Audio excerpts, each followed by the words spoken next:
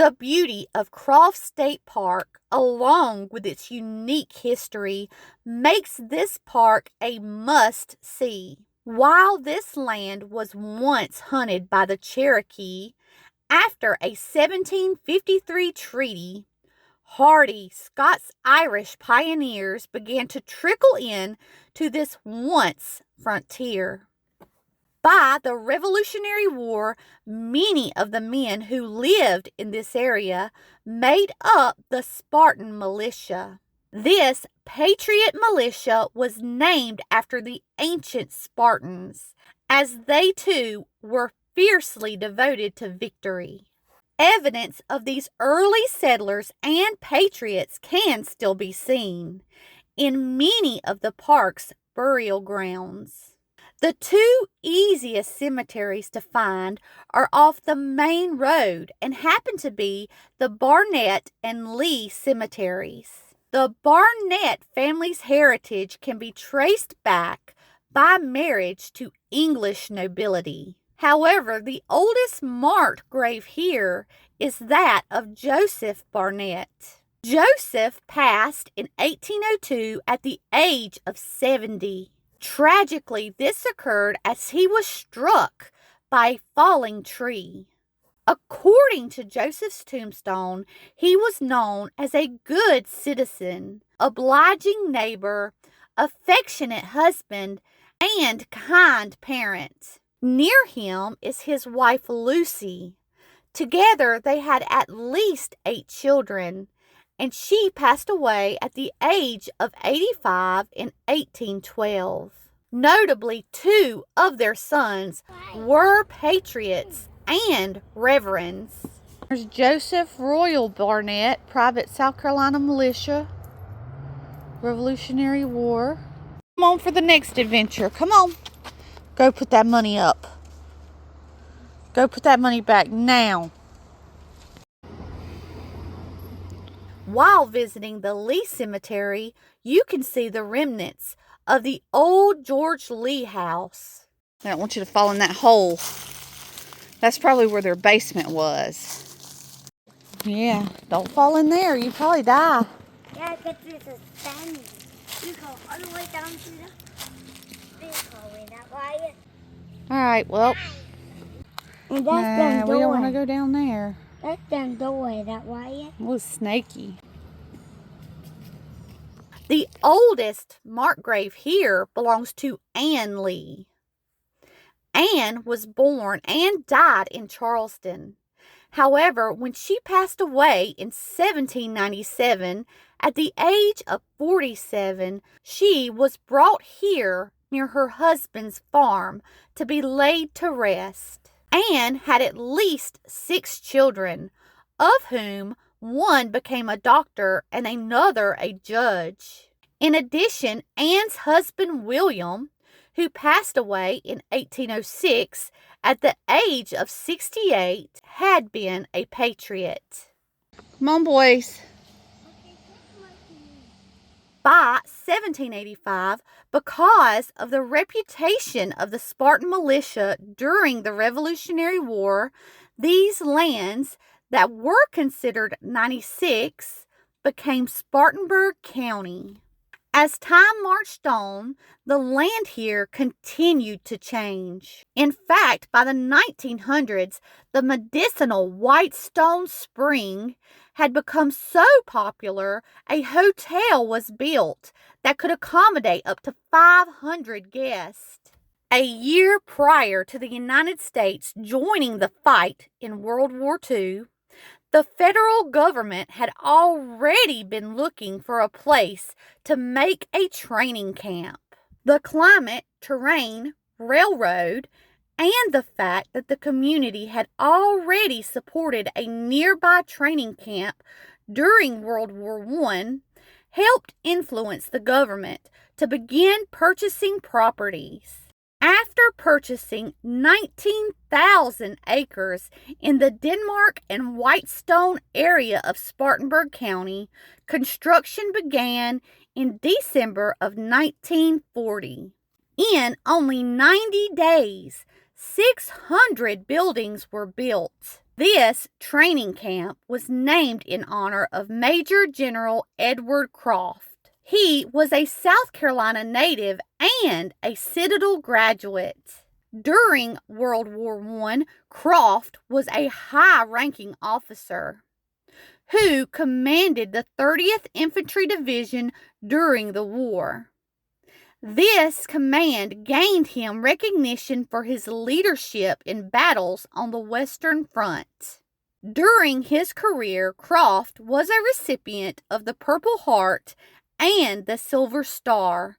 Upon retiring, Croft came back to South Carolina and settled in nearby Greenville. Camp Croft officially became active on January 10th of 1941.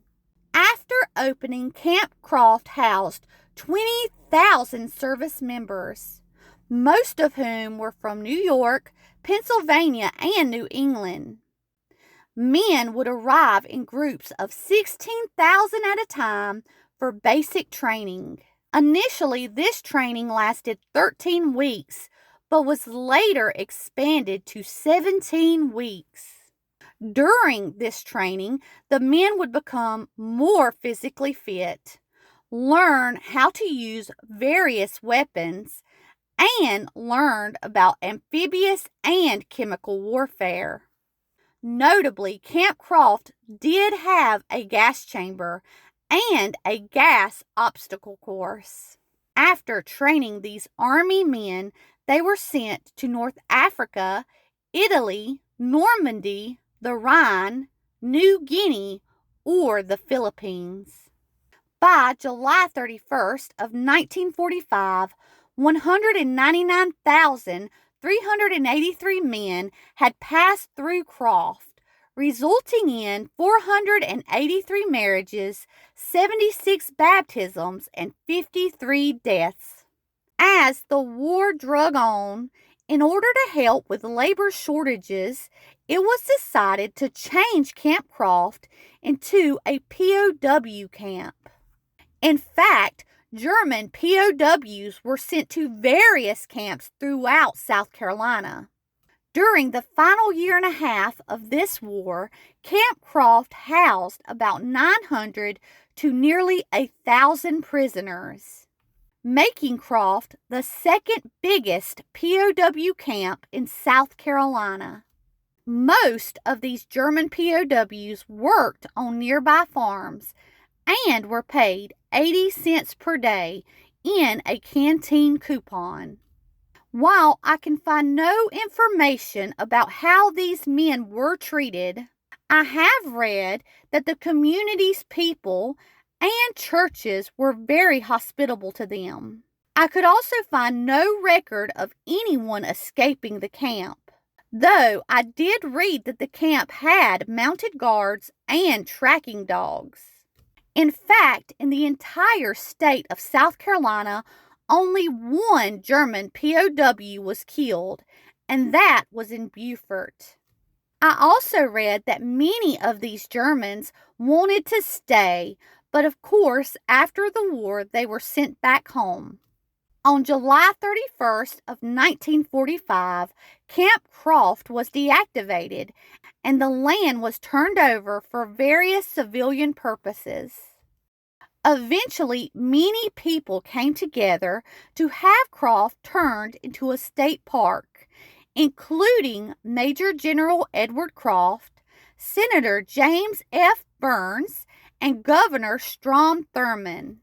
By 1949, the state had a little more than 7,000 acres for the park, making it one of the largest state parks. During its development, the CCC played a major role in transforming the land into a park. By 1947, Kelsey's Creek was dammed in order to create the 165-acre fishing lake, Lake Craig. Notably, between Kelsey's Creek and the Fair Forest Creek, which is also on Croft State Park property, a Revolutionary War battle occurred in 1780. This battle is sometimes referred to as the skirmish at the Thomas House, and according to some online resources, involved the 1st Sniper Team. Today, Croft offers 50 campsites, 3 picnic shelters, and a show ring for equestrian events. In addition, there are 20 plus miles of equestrian, biking, and hiking trails. However, it is important to know if you're going to explore, be sure and stay on the trails. That is because there is the potential to come in contact with an explosive device that has yet to be detected. In fact, several visitors have found grenades and shells. That being said, the state park has never had an injury or death due to this.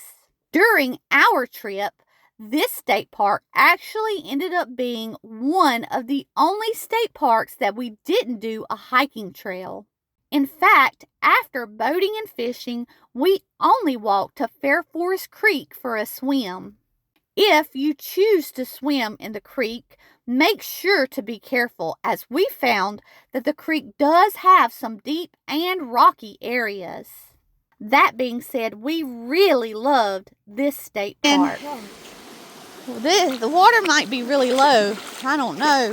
Hey, I'm getting this fish ring. Get out of the way. We found this really stinky ring that's got dead fish in it. We think it must be for catfishing. Don't touch it! It stinks.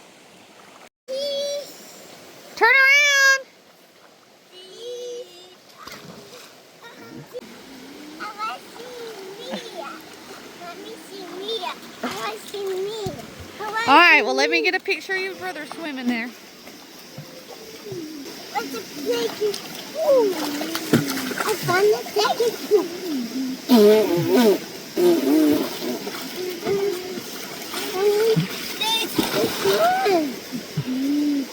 Lastly, I want to leave you with this thought. Fair Forest Creek was named due to the area's gigantic trees. Of course, they have been cut down. However, if you do find yourself near Fair Forest Creek, just imagine the most beautiful trees, so large they could hardly be cut down. Trees that had a canopy so thick, sunlight could hardly come through. Imagine walking between these giant trees that had very little undergrowth, as the Cherokee performed controlled burns to help improve hunting. In fact, these trees were so beautiful during the Revolutionary War, a man named Ellis Fowler once walked under these trees on his way to escort a pregnant woman and her children to her husband, who was a patriot that was no longer welcome in his home state. He found this area so beautiful that he could hardly wait to come back and make it his home.